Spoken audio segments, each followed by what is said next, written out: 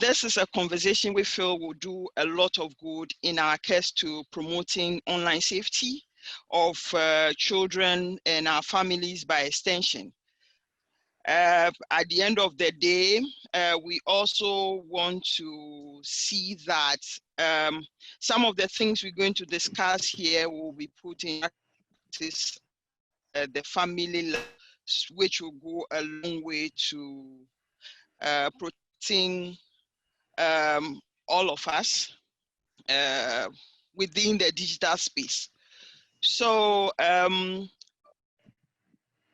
am here in the capacity of Awo Aidamamenya, the Executive Director of Child Online Africa. And I also have the other security expert,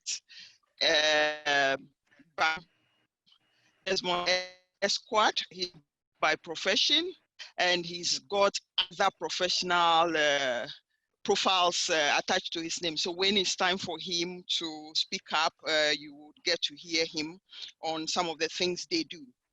But essentially, we would want to also take questions from you.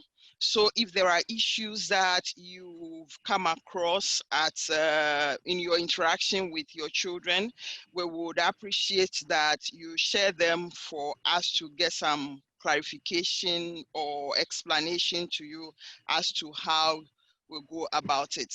Child Online Africa is an advocacy and campaign organization, as well as a research civil society organization. Our focus mainly is to promote the civil use of the digitals by everybody, but most importantly, children and young people. And we do some of these things through trainings as well. So we organize training for teachers, for children, for churches and mosques. And at times we also provide basic resource materials, which some of you may be aware of in terms of safety tips within the week, and some other printed materials and others.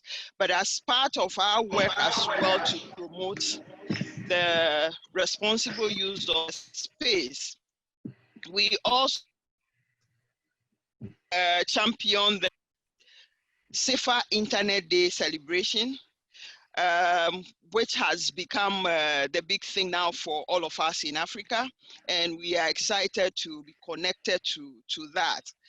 We do most of these things not on our own, but with and through partners. So just like we have private sector partners coming on board with us today for the virtual valuables webinar.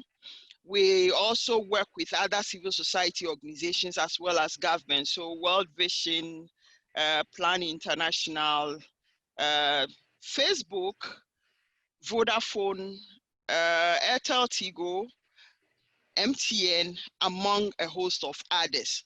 And across Africa, we work through other partners, other civil society organizations who share the same experiences or strategy with us. And one of the things we also do in order to execute our mandate as an organization that look forward protecting space is what we call the November, where the whole of November we give out safety information on online safety and how to protect yourself in the space. We also organize digital literacy weeks, which we can just decide to do depending on the demand on the ground. And currently we have become the partners of DQ Every Child. DQ World is an institution that promotes digital intelligence among young people, and it's recognized widely by the World Economic Forum. So we happen to be their partners in Ghana and beyond, and we see to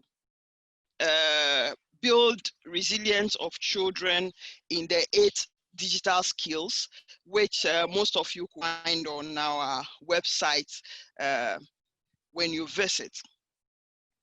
So we would like to thank our partners for this particular session. The first in the list is a guiding or the from the session this evening was originally designed by Tactical Tech, a Berlin-based safety organization just like us. And so the collaboration worked in such a way that the context there is different from there. So they gave us the permission to actually localize the content in the how-to guide, which we feel we'll be using to do our data detox in the digital space. Then we have the Information Society, Information Security Architects, ISA. So that's information security concerns in Ghana.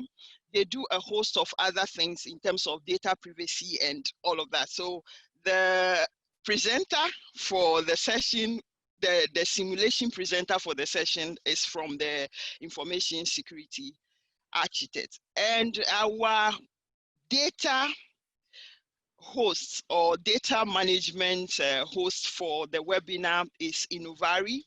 Innovari is also a consulting and training implementation industry leader. They certify organizations in ISO 27001 and a host of other things. So they run courses for both professionals and individuals that come up in that. Now, we're talking about digital space now, and like you all agree with me, we have all become digital citizens by default, thanks to COVID-19. Now, the threats we face are in 3 or 4 folds, let me put it that way.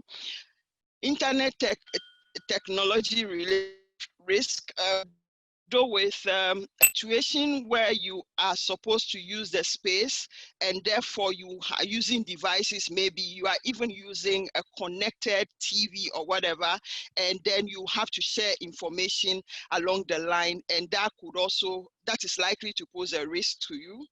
Consumer related risk, like we work with young people, they are using the space, they are there, they learn, they are now chatting online and doing all other things in the digital space. So the fact that they are consumers, there are risks related to them in that regard. And then the almighty technology risk, which has to do with what we are talking about today, our virtual valuables. How are we preserving them? How conscious are we about them? So those are the things we're going to look at in all of that. And by so doing, we connect via all these platforms that we use. But then from the research is done by renowned organizations like UNICEF, World Vision, Plan, and a couple of other organizations. What is coming up so strong in terms of the threat landscape is online grooming. And I don't know how many of us are familiar with such situations, such that we are safeguarding children from all of that. And some of the children are also more like creating videos of themselves, so self-generated videos. They film themselves and send to other people. How does that happen? It's a process that is introduced to space, maybe in a chat room or other. Sexting and sextortion, yes, we see people's videos being splashed online here and there. Sexual exploitation, children are being influenced to take naked photos of themselves and put online. And these links to, I'm saying, calling them online and offline trafficking, because nowadays the trafficking, that human trafficking which is happening, is not about your child being taken away from your home or from the street, but it's about what your child is giving out online, which will lead to that. And the process of doing that is about building the relationship and trust with these children. So if at home we don't pay attention to the children and we let them loose to stay online without supervision, chances are going to build a relationship predator who is lurking around. And again, they get all of that through their virtual valuables, which Desmond will be taking us through to understand better. Sometimes they meet up with the people. Now that the lockdown is lifted, almost lifted in our contest, chances are that people are going to be meeting in Accra Mall and few other places, and they will be coerced into doing all sort of things that they are not comfortable to do.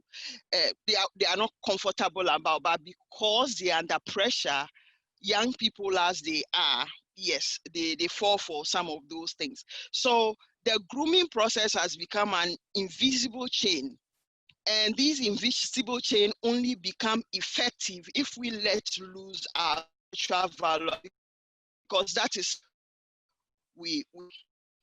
So in other cases of virtual valuable being made available to whoever in what space and at what time, yes, it is transmitted via the connected devices that we have: cell phones, smart discs, smart TVs, MacBooks, tablets, watches, trackers, what have you. So those are the things that we're giving out.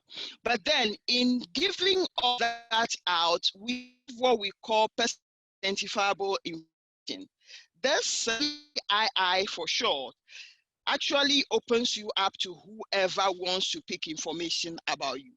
So these are part of the virtual valuables we're talking about. So your nickname, your name, your online IDs, your bank account number, and Desmond will demonstrate to us how that happens, because sometimes some of us just do a screenshot or photocopy of things and we don't even think about what happens next to the information we've given out. Your social security number, your cell phone number is so unique that every information can be deduced from it. Postal address, your driver's license, your passport number. Yes, and then most importantly, for most young people who are seeking for employment now, it's about they posting their CVs on websites and places with the view that they're going to be employed one day. At the end of the day, they don't get employed, but then it's used for the wrong reason. So Desmond will be walking us through all of that, and which is why we feel that the how-to guide, it comes in at a good time for us to be using and then working with that. So I don't know those of anyone who has a phone there. If you have a phone with you, I would want you to open to your Google Map. When you open to your Google Map, get to your settings, your menu. Your menu may not be written there as you would want to see it, but then just look at the top right corner, click on where the alphabet of your name is. When you click on that, it takes you to the settings. And when it takes you to the setting, you click on map history. If you haven't cleared your phone in 4 years, the places you visit the past 4 years are all recorded in that space. And as a way of keeping our virtual valuables, we want to encourage people to start deleting some of those things, clearing some of them. And so when you get to the map history, just click on the menu and then delete my activity by. So when it comes to delete my activity by, you choose delete all or delete always, so that you don't choose by date. So you end up clearing everything. One other simple thing, which is also in the how-to guide, is reducing your footprint on Google platforms. So that one is a matter of just logging into my activity, google.com, then you details, and you'll be able to reduce some of them and also adjust the settings to fit. And you can also occasionally carry out privacy checkups. It could be 6 monthly or annually, just to be sure of what is about you online and what is on your name, so that you will help reduce the amount of information which is your valuables in the digital space. And that process is what we are calling the detox process. So the how-to guide gives information about how to clear your tax returns and credit card information, how to clear your location, how to protect your virtual valuables, how to clean your in such a way that your phone will have a good breath. You reduce traces through step-by-step guide, which is stated in the how-to guide. You can stop your location data because sometimes you are not sure of what is being collected about you on your own phone. So when you get to that section on location data, you'll be able to get rid of some of the unknown things that are there that you wouldn't want to work with. The one is your device and Bluetooth. You give a name to your device, so everywhere you go your Bluetooth is on, and then you are not able to turn it off in order to reduce how much information you're giving out. There's a step-by-step guide to that as well, and what constitutes a strong password or passphrase. And then the almighty social media taggings or third-party applications that most of us use. And to be frank with you, we give too much information out without knowing, just because maybe we have done a screenshot and shared with somebody, or because we have been in a post thing, just treating all of us to us in a process. Now, as actors who are interested in the safety of children, I want us to start thinking. Trafficking now is not only going to be a cross-border migration issue. We need to be thinking through how we can hold a discussion and be sure that we understand the context of grooming, online grooming of children, which will result in all forms of threats or nuances that we wouldn't want to think about in future. The internet is an enabler, but then the internet can also be used to combat some of the situations. But at the end of the day, I want us to take home that grooming is an entry point to serious crime against humanity or serious crime against children. So it's important we pay attention to who is connecting with our children and who is signing up with. Talk about your child and COVID-19. Most of the classrooms or the schools are using Meet, Google Classroom, and all of that. Those classrooms have forums, private forums and public forums. And some of the people are connecting and engaging privately on that. The truth of the matter is that some children are also being used to influence other children in order to get them off track. So it's important for us to be cautious. Let's keep our eyes on them and be sure that we are supervising rightly. And signing up on the various classrooms. Data issues are at stake then. Desmond will demonstrate again to you what it means when you give out your information freely. We are not hosting, for instance, this registration data, we are not hosting it because we thought that we don't have the capacity to host the data. So that is why we have to engage the service of a third party that is certified to hold that kind of data. So it's important that when you are required to give your phone number or your email address on this platform, Zoom, Google Meet, and all of that, we need to be asking the question, who is hosting the data and what is it being used for? As much as possible, because those are personal identifiable information, it's important we reduce them. We know how much we give out and how much we control as people. So the third thing I would say in terms of our children is also the fact that we need to teach them what a strong password is all about, so they'll be able to start creating strong password from the very beginning.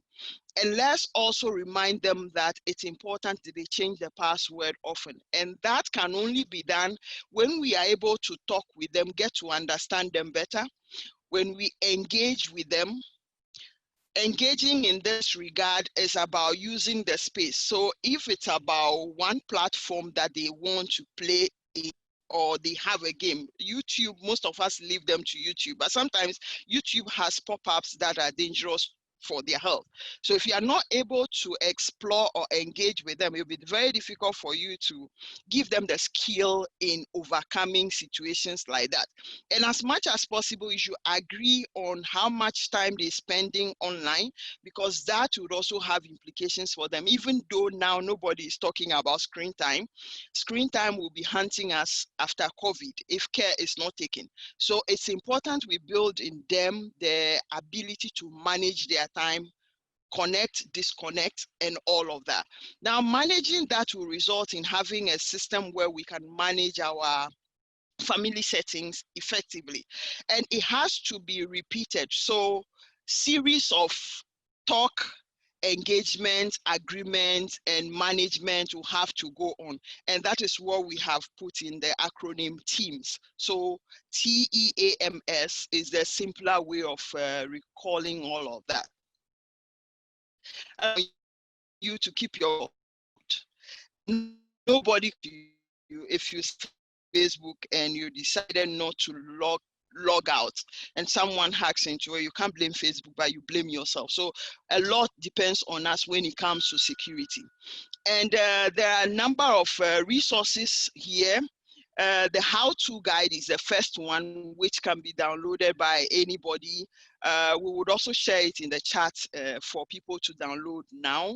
There are a couple of other resources that could be relevant to our discussion. On this note, I would like to pause here and then hand over to Desmond for his introduction and then the simulation exercise. Thank you. Yeah, I've said it all. Okay, my name is Desmond, Desmond Israel. I'm a privacy and information security practitioner. I've been doing that for about a decade and a half. I'm also a practicing lawyer. And so what we are going to do today is just to build on what has been discussed by Child Online Africa in the person of Hao herself, and just to add a few technical context to it. The purpose is to actually confirm to our participants that yes, indeed, the digital risk is real when it comes to your virtual valuables. I like that term, virtual valuables. I love it. Okay, so I would share my screen. Yes. And then we would proceed.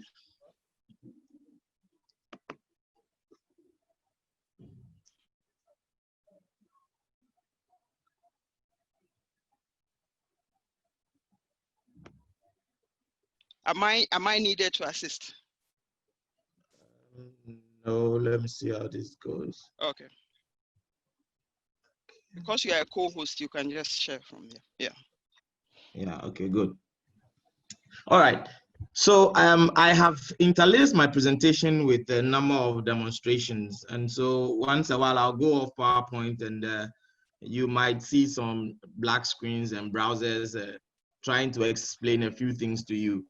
At best, you can make use of the comment section so that if you have any questions to ask, you can put it out there so that it will be easier for me to address it.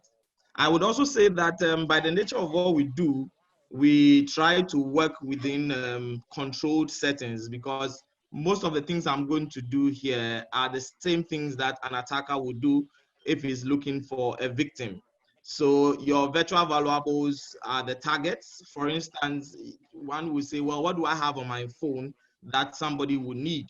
And I remember one of the key points that was given for this presentation was actually Bluetooth, and if Bluetooth is on, what does it mean? Issues of screenshot and the rest. So that's how the presentation is going to flow. We have answered them the way it was presented to us, and we are going to support them with some demos. Okay. Okay. All right. So there we go.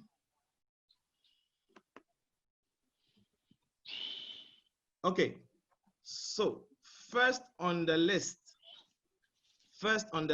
is the issue of Bluetooth. And the question is, what happens when your Bluetooth is not turned off?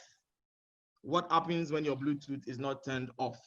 Now, Bluetooth is a low energy connectivity,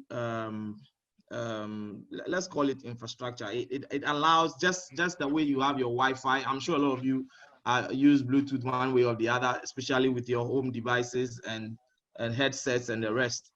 So what happens here is this. There are different layers built into the Bluetooth architecture. The connectivity, which usually would call the basebands, and then we have the application, which in simple terms you call the services. Now, there is quite a number of flaws in the services, which we call the application layer. And therefore, it makes it relatively easier for somebody who is skilled, not just anybody, somebody who is skilled, who is within the radius of your Bluetooth coverage to be able to tap into your Bluetooth. All it needs is for it to be on. You don't need to pair with the person. So the first key thing I'll share with you is what we call bluejacking. Now, bluejacking basically allows, after the hack has been done, it allows the person or the attacker to be able to send anonymous messages to other phones using your phone. So I will be sending text messages to somebody else, maybe send from B is able to bluejack, A is able to bluejack B's phone and uses B's phone to send messages to C. So bluejacking is one of the key things that we always want to advise against, especially for us who keep our Bluetooth on. The second one is blue sniffing, which is something I would try to do. I'll give you a few explanations to blue sniffing when I go on the screen. Now, in blue sniffing, you are able to access the calendar, the call list, the emails, text messages, as well as possibly pictures and private videos of the phone if you are able to sniff the phone. Now, imagine if I find myself in, say, a conference room with very high dignitaries. Obviously, these are people whose contact list would be quite a juicy one. I may be probably interested in getting access to somebody who I ordinarily would not be able to get access to. And similar is the attacker's thinking as well. So if he's able to sniff into that phone, he will be able to download call list. And in fact, the key thing here is even the phone contacts, which I missed out when I was updating these slides. And then finally, we have what we call the blue bagging. For those of us who have been doing a lot of Hollywood, you'll be seeing in the movies phones being taken over and being listened into and being used for third-party calls and being tracked and all that. So blue bagging is a way by which phones can be bagged using their Bluetooth technologies. So yes, what happens if your Bluetooth is turned off? As a professional, I would say it is not the best. In as much as these are not basic hacks or these are not basic techniques that can be used by any average Joe, it's equally not rocket science for anybody who is determined to do it and has the facility. Your biggest advantage in staying away from these sort of things, even when your phone still has its Bluetooth on, is when the firmware, what you usually call the phone updates, when the phone firmware is up to date, and Android, iOS are fan of releasing updates, various updates for their phones, and that's how some of the vulnerabilities that are on Bluetooth gets handled.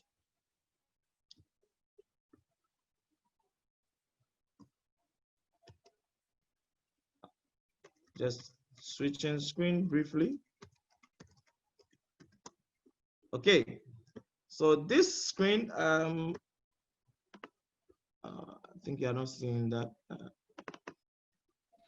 Yeah, we can't see your screen actually. Oh, shoot. We can't see what you're sharing. Okay, so let me just, sorry about that. I will just do that real quick.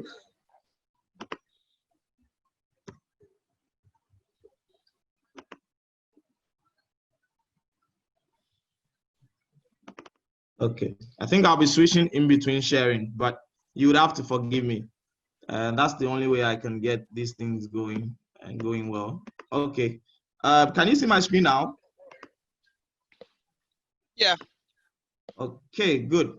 All right. So it takes a lot to run this sort of blue sniffing attacks. And so what I did is I went ahead and then ran a few scripts, which I'm just going to explain to you because it might drag time if we are trying to do this all over again. But usually, you can observe from here, what the attacker would do is actually for starters to check the status of their own Bluetooth connectivity on either their laptop or whatever device they are trying to use to cause the hijack. Now, like I told you earlier on, all they need is the Bluetooth to be on. It doesn't need they don't need to pair with you in any way. And if you don't have your updates on your device, if you don't have your firmware updated on your device, that you become vulnerable to the attack. Fortunately, what happened is with the device that I use, the phone that I use, it was updated. I managed to get some scanty information, which I'll show you on the slide as well. But yes, when you do the scanning or when the attacker does the scanning, this is what they get. Now you can imagine if the device is in the hands of the child, and of course, as fancy as they always want to be, they turn these things on. You know, the Bluetooth has to be on. Whether they are using it or not. If you know what I mean, you have a young child who has a phone and everything else must work, and so the risk of having these sort of technologies around them without any proper education is a big one. And I really appreciate the context from which I was asked to do this presentation by Child Online Protection, Child Online Safety. So here you have about 4 devices here. There's a Nokia 7.2 there. There's an S8, which is actually an audio piece. And then there's an LG system, which goes into a sound system and then an internet-based television. And then there's an MI box, which is actually an Android box that also connects to the internet. Now, the key thing that the attacker needs is this, which you can call the MAC address. It's a way of uniquely identifying the Bluetooth device in the environment. Now, once they are able to do that, I would explain this command here to kill any confusion. Now, SD2 is actually the tool that is being used to access the device. Now, browse is browse in its plain meaning. They want to look at what is on that device, and they want it to be built in a directory tree. So it shouldn't be scattered, it should be organized. And then, of course, they are using what we call the L2 CAP protocol to read into it. Now, when you check the MAC address here, you can tally it to the Nokia 7.2. Now, as I told you, the Nokia 7.2 has been updated, so that vulnerability does not exist there. It doesn't exist on the phone. So an attempt to browse the phone gave us this error. Now, it is good for you that is listening to us now. It is good. It only tells you that don't discount the updates of your phone. When the phone wants to update, when there's a new version or a new firmware that needs to be updated, please do the update. It is part of safeguarding your virtual valuables.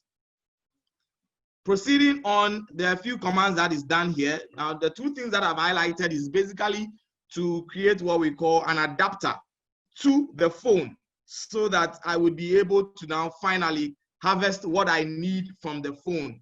Now, I'll skip the other 2 and come to this. This here is very simple. Now, this is the blue sniffing. This is actually the tool that will cause the hack. All that I showed you earlier is the tool that gathered the information concerning the Bluetooth device. And now the blue sniffer is the one that will do the hack. So this command that you see here, the R means read. And 1 to 5 is actually a range. So I'm saying that read 1 to 5. So 1 to 5 of the contacts, phone contacts, and then read it on channel 6. Now, Bluetooth comes with a lot of channels. So if this was very successful, you would have seen the various channels that are available on that device that an attack can be staged on. So basically, this is what the blue sniffing is about. Good. Now I had this to share.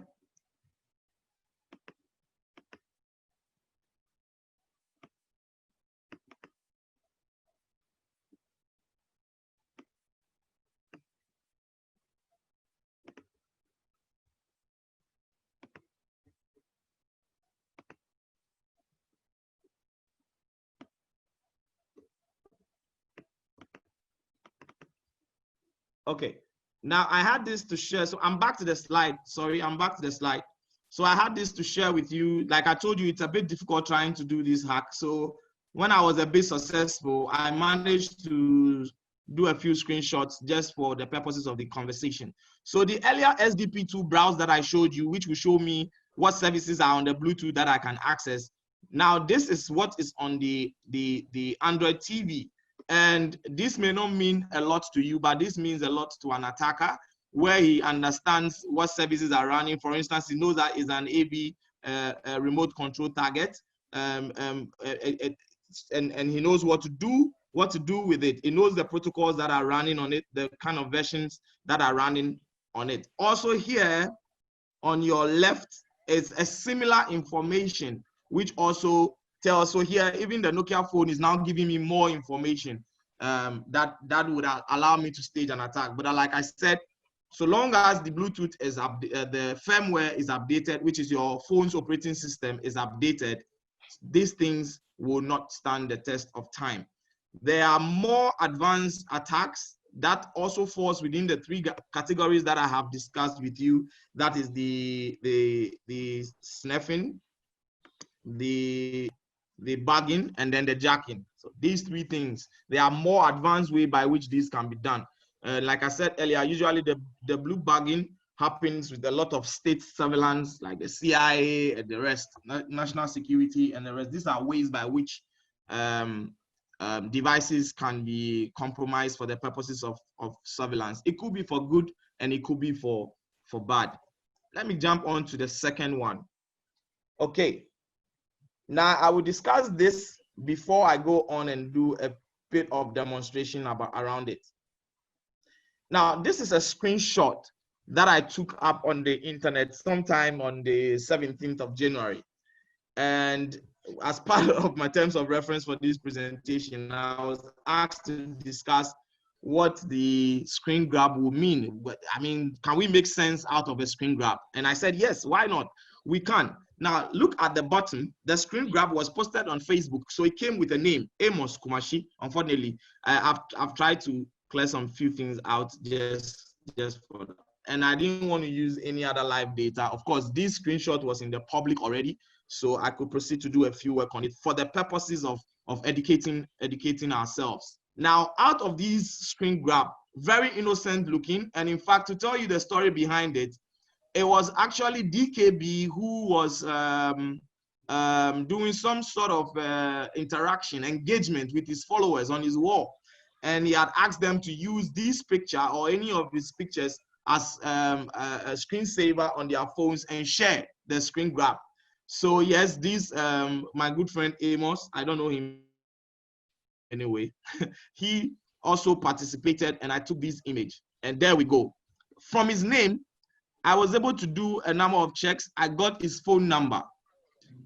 From the screen, because he was using the weather tagging, I was able to tell that as at the time that he actually took this screen grab, it was within the environs of Osu. Of course, by posting it, I got the date and the time it was taken.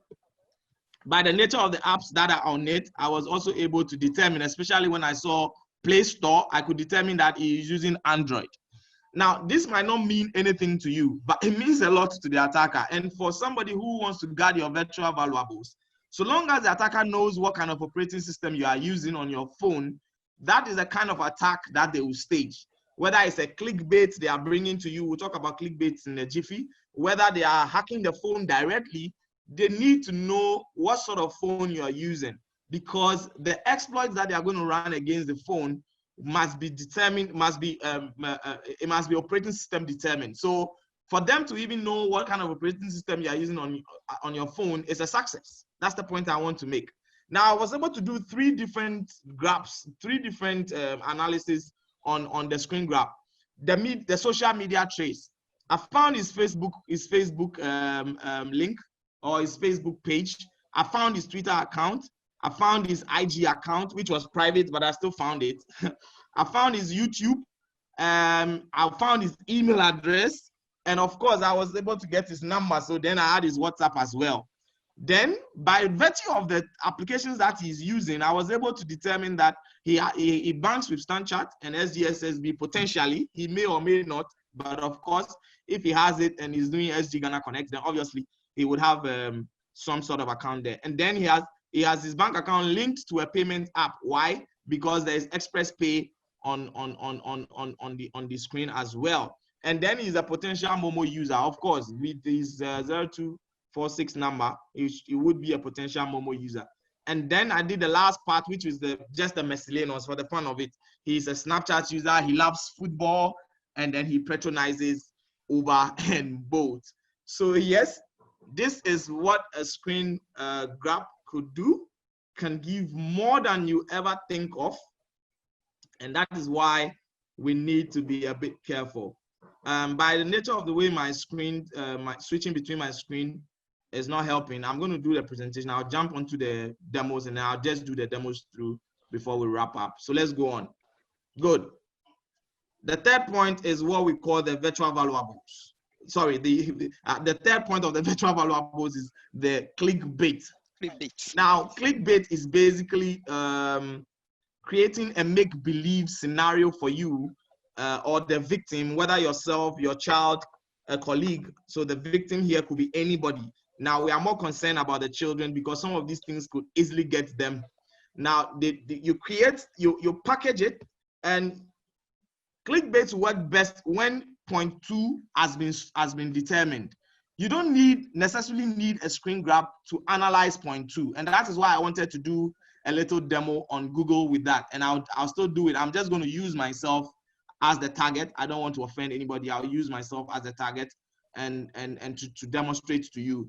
Now, if you are able to do a good analysis or a good search on your target, then working on a clickbait is easy. Way, way easy. And I created a small server which I would use to also demonstrate the clickbait. Okay. Then you come to the issues of passwords, and whether weak passwords or recycled passwords are a big deal. Yes, recycled passwords are a big deal. When I start my demo, I would make sure I don't miss that. Weak passwords are also a big deal. I'm going to do something fun with passwords, and I'd like to switch off from here. I'll come back to the presentation. I think I've said enough. Let me go and do a demo.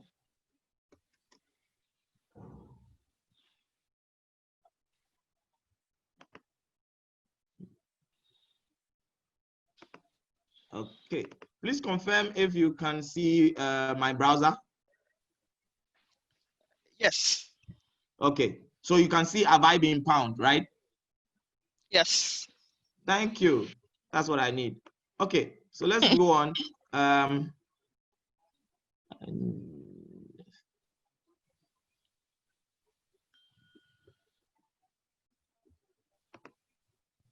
Okay, I'm starting with my Google. Now, this is Google. Everybody knows Google. Quite basic and harmless. But today I would show you a few things about Google, which tells you that the internet doesn't forget. And also, like I was said earlier in a presentation, you are mindful what you post out there. Now, if I want to see how many Desmond Israels are out there, possibly using the same name on, say, LinkedIn, this is all I need to do. So here, I never went to the University of Ghana, so obviously this is not me. Yes, I'm a founder and lead consultant for information security architects, so definitely this has something to do with me. I have no Chinese lineage, nor Korean lineage, so I don't know what this is about. And of course, it goes down. Yes, sure. Africa Digital Rights. I volunteer there. I have no connection to one decimal.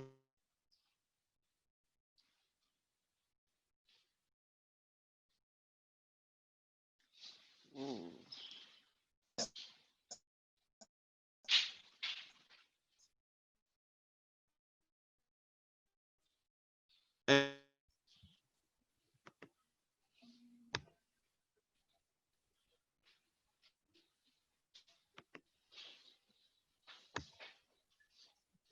Okay, so I changed Facebook. What I was doing actually is I'm using what we call an operator. This is an operator in a Google search database, and it's called Intex, and you can use it for various stuff. There are a lot of them. I'm just doing this for the purposes of demonstration. And then I'm using this, which is called Site. I think I see a chat. Please, we can't hear you anymore since you started with the Google demo. Oh, sorry. Hello, can you confirm if you can hear me? Yes, I can hear you. Oh, okay, bless you. thank you. Thank you very much. Let's go on. Okay, so here I'm using two of the operators. One is called Intex and the other is for Site. And I'm switching between Intex and Site. It will get interesting very soon. I'm starting with my own self. So Desmond Israel, I'm finding any Desmond Israel at all who is on Facebook. Now, I've used this technique to help people to identify duplicate profiles about themselves. In fact, as part of an investigation, where you see the account has been created, but you didn't know the account exists. So, and it was one of the reasons why I actually changed, even though I have Desmond Israel in my name on my Facebook, I added my local name to it just to make it unique so that people would find it easier to differentiate. Because the day I was able to identify all these searches, it was quite amazing. And mind you, this is the results. 159,000. Yes, of course, there could be junk in there, but I hope you get my point. There are 159,000 results which will have Desmond Israel in them. It could be me, it could not be me. So it is critical for us to understand that the little information we put out about ourselves out there can still be picked up. Now I change gear a bit and I do something that we all like doing and we can't stop, unfortunately, but we should find a way to minimize that or enhance our privacy, enhance the privacy settings on our social media. Now, this is what we like doing a lot. You could see today is my daughter's birthday. Yesterday was my daughter's birthday. Happy birthday, my daughter. And we are talking about grooming and pedophiles and people snooping around and finding out who is who. I don't know Tony, but obviously Tony has given some information. I'm not going to go in there, but I want to show you that that is how an attacker will start Profiling. Reading about what Tony has written. Potentially, they are going to find out if it's a child, maybe it's a daughter but it's old, but if it's a child, where do they live? Did they share any picture of him or her in his school uniform, which will also give an idea of where the child schools? So let me just bring this thing down a bit and get you to take me serious.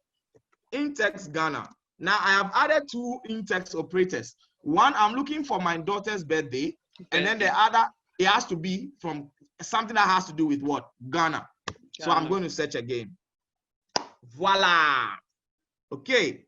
So from photography, from people who are into photography to A+ and to Parquet, who we don't know, but we are going to just briefly go in there and see if it, okay, so Parquet, obviously, it's also into photography. Now, do you guys get what I mean at this point?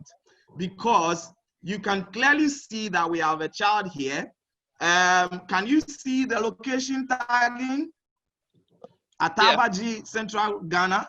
Exactly. And you can see the hashtags. So that's the point I'm making. I didn't know this account. I don't know them anywhere. But if the attacker with the same skill, the groomer with the same skill will sit down and strategically be searching for these things. There is so much reason why we can share all this information on Facebook. But the point is, where is the privacy settings? Why have we ignored the privacy settings? Why do we think that Facebook is quote unquote, for lack of a better word, our bedroom, exactly, or the four confines of our homes? No. Facebook, like we say in local parlance, no, it's roadside. So we going back. I am not going to belabor the point by going through and viewing people's daughter's birthday. That's not the essence of this presentation, but I think I have made my point, and rightly so. Now let's look at something. I'm switching because I will be doing the password before I leave here. My last demo will be on a dark screen, and then I'll come back and wrap up my presentation. Now let's see, I do this. What I have done here is I am telling Facebook that go out there, look for any Gmail account that you find on Facebook. I may even want to be a bit fuzzy and say, let it still be Ghana. Okay. So this was, no, I've seen the problem. So let's see what happens now. Good. We didn't get anything. Don't worry, it happens all the time. Let me clear this off just to make the point. So I'm doing random search across Facebook. Okay, I didn't get anything. I'm going to take the star off. What I'm doing is exactly what an attacker would do. So enjoy it. He will be successful, he will fail, he will try again, he will come back, he will keep doing it. Now, it didn't look very interesting. So I am going to change here to a location called Pastebin, and I'll explain what Pastebin is before I go on. Pastebin is like your typical refuse dump. When we were kids, we used to have this concept called Blofobola.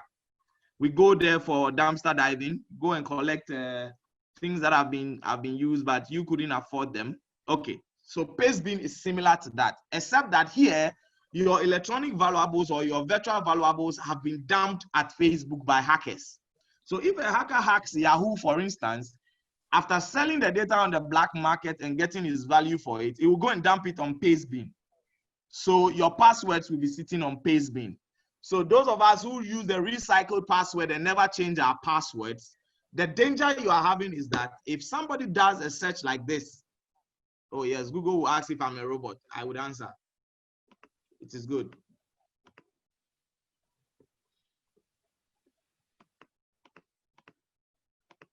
It's good. Things like this would make sure not everybody get it. Now, guys, there we go. I have a lot of results, and I know some will shock some of you, but don't worry. We didn't create this hack. This hack has been done already, and it's been dumped on Pastebin. So when I go in, what you are seeing here is actually people's accounts and potential passwords. That's what you are seeing, and the forum where they log on to. So these, for instance, oh, this looks a bit small. Let me attempt to increase this. Right, I hope this works for you. So when you take account.scale.com, a username you can use there is this, and a password you can use there is this. What it means is that this hack was done on when? May 18th, 2019, just about a year ago. So if for the last 1 year, Hoffman Patrick has not changed the password to his email or this account, there's a high potential that another person can use the account, because the password will be recycled. It's the same way you would also be using the same password for about 3 or 4 accounts. It means when there is one compromise, all the 4 accounts will be compromised, and it is not a good thing. This sort of search that I've shown you can be used in doing amazing things. You can look for virtually anything that you want to look for.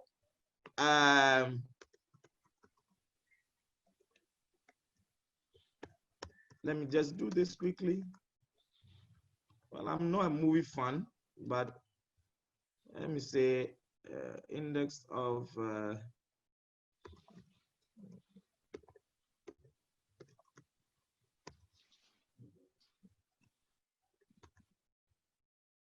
okay, try this. All right, so this is just by the way. same technique that I use also allows people to go up, you know, and look for documents, look for movies and the rest. So the basic point that I'm making here is this: the technique that I just showed you right now can virtually look for anything, including your house address, so long as you are sharing this information on platforms that Google can see, especially your social media platforms. I have only done LinkedIn and Facebook just to limit our time. If you want to know, there's something I want to do, so let me just use this to look for my own Twitter account. Like I said, I'm going to use myself because I don't want to offend anybody. So this is not me. Let me see if it finds me anywhere. Obviously, I'm not here. Okay, but yes, these are other Desmond Israels that are there. Let me see if I can actually look for. Yes, good. Now this is me. Right. So I will take this. I'm going to copy this, and I hope you are following. We are going to do something very interesting. And once you're going to find all that information about me, be guided that the same can be found about who? You. So I will put this here. That's my Twitter address. And then I'm going to bring in my own email address as well. Now I'll tell this system that I'm not a robot looking for fire hydrants. So let me just do it. Like I said, enjoy every error, every validation, because that's exactly what your attacker may be going through. Good. Now, this platform that I use is called Teamfolic. What Teamfolic does is able to analyze and bring you reports about a person's Twitter activity, when the Twitter account was open, the hashtag they use. And so, in fact, COA can actually use these facility also to analyze how much effort they put in their Twitter work. But you know, the essence of bringing you this presentation is for you to actually come to the realization that people can use these platforms to disadvantage you, especially when it comes to your virtual valuables. So let me go in quickly. Don't worry, you are in my inbox, but that's fine. I'm looking for the results. Okay, so whilst I wait for that very results, yesterday I did one for See Online Africa, and I'm going to open the report just to show you. Hopefully by the time we'll be done, mine would be ready. Oh, okay, yeah. Let me do this. Guys, let me do this real quick, and then we'll go on. We'll be wrapping up very soon. We didn't plan to be very lengthy, and I hope I'm not boring you. Okay, there you go. I'm doing the search again. Yes, but whilst we've done that, let's look at the See Online's report that came. And nothing bad about it, just for you to see the volume of information the internet holds about you. So the account was created in 2013. They could challenge that if it's not true. They've done something that I love. They've done something that I love, and that's they've disabled their geolocation. I can tell you how geolocation has helped in tracking people. So it's the same way, whilst geolocation can be used in tracking people, both for crime and for good, you might want to decide what you want to do with your geolocation enabled. Okay. Then the Twitter ID, which you use for Twitter support. Sorry, saying something? No, I'm just affirming what you're saying. Okay. We can see the followers here and the followings that they have, the likes that they've had so far. And this is since 2013. Now, guys, it may not look too fancy, but start appreciating what you're about to see. Now, it tells you their social network. So if we are if we are looking for people who belong to ISIS, you think the FBI, the CIA cannot do that? It's the same way if your child is on Twitter and is tweeting and is tagging her friends and all that, he or she is exposing his network. It's the same thing, same concept. So you could see tweets that were done on the 16th of June, which were like the earliest. The hashtags in the tweets have been pulled out. We can even go down. We see people who also tweet or viewed it or liked it. Every single thing. And it's from the current to 2013 when this account was open. Just not to waste time, we flip through. You can see in 2013, this is potentially probably the first tweet. And all the hashtags that has been used is the same way. So whether they are pedophiles or they are criminal